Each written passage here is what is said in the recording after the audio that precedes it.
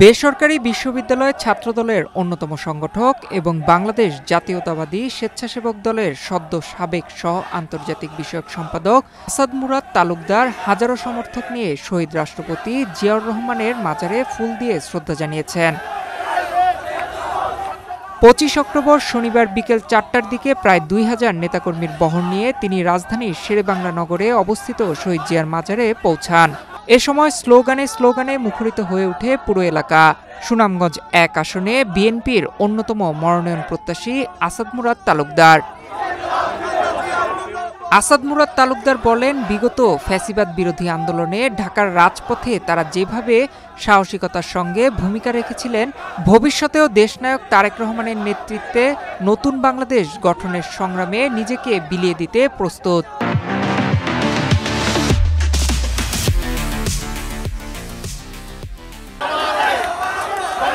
BNP ঘোষিত ৩১ দফার প্রসঙ্গ তুলে তিনি বলেন, ২০২৩ সালেই দেশনায়ক তারেক রহমান দেশের সব শ্রেণী পেশার মানুষের স্বপ্নের বাংলাদেশের রূপরেখা হিসেবে ৩১ দফা ঘোষণা করেছেন।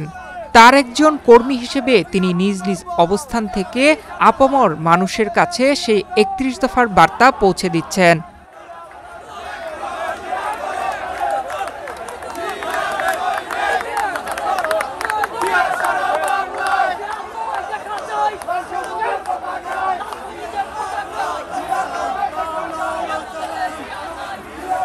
মুক্তিযুদ্ধের নায়ক জিয়া